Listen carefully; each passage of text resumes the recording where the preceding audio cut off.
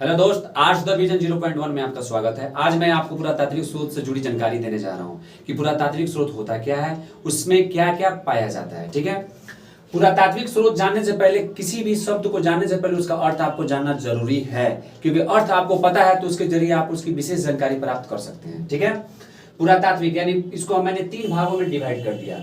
पुरातात्विक स्रोत, पूरा मतलब पुराना, तात्विक मतलब वस्तुएं, स्रोत मतलब जानकारी, यानी पुरानी वस्तुओं की जानकारी। यानी कोई पूछे आपसे पुरातात्विक स्रोत का अर्थ क्या होता है तो बोलिएगा पुरानी वस्तुओं की जानकारी प्राप्त करना।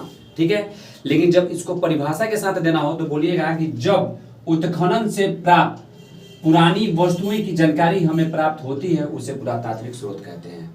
अब सवाल उठता है कि पुरातात्विक स्रोत में क्या क्या पाया जाता है। तो पुरातात्विक स्रोतों से हमें कुछ जानकारी मिलती है, जैसे अभिलेख, सिक्के, स्मारक, भवन, मूर्तियां, बर्तन। अभिलेख से जानकारी हमें यह पता चलता है कि उस जमाने में किस प्रकार के शासन प्रणाली थी। सिक्के से पता चलता है कि उस समय के राजा ने किस प्रकार के सिक्के चलाए थे। स्मारक से पता चलता है उस समय भवनों का निर्माण किस प्रकार, किस शैली में की जाती थी।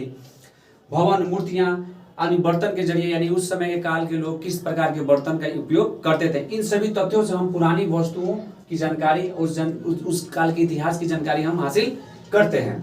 अब एक सवाल आता है, टीला। टीला है क्या? तो यह धरती की सतह का वह भाग है। ध्यान से सुनिएगा इसको। कोई पूछे टीला क्या है तो इसका जवाब दीजिएगा कि यह धरती के सतह का वह भाग होता है जिसके नीचे पुराने बस्तियों के अवशेष विद्यमान यानी मौजूद होते हैं। यानी टीला के नीचे क्या होता है कि पुराने बस्तियों के अवशेष जमा होते हैं। जैसे मान के चलिए एकल संस्कृति, मुख्य संस्कृति और बहु संस्कृति।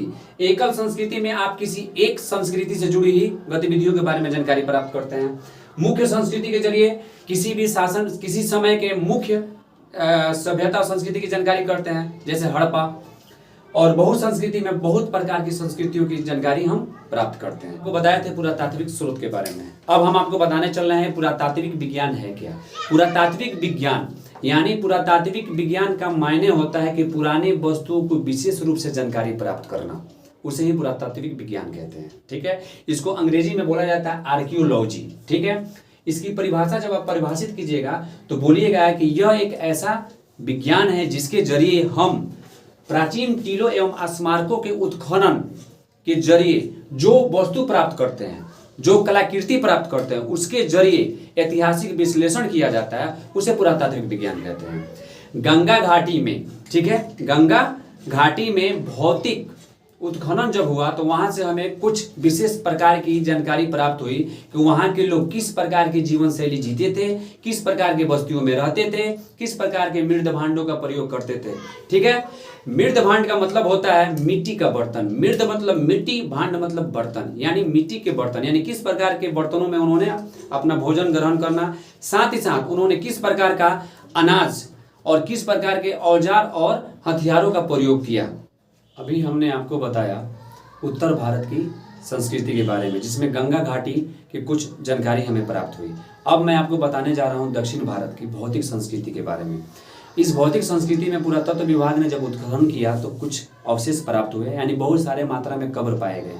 उन कब्रों में जो शव दफनाए गए थे उनके साथ कुछ भौतिक वस्तुएं रखी गई थी, जैसे उनके वस्त्र, उनके द्वारा उपयोग करने वाले आभूषण, औजार और मृद भांड। ऐसा उन लोगों का मानना था कि ये मनुष्य जब कब्र में जाते तो इनकी आवश्यकता उन्हें वहां पे पड़ सकती है। देखा जाए तो एक तरह से एक अंधविश्वास था।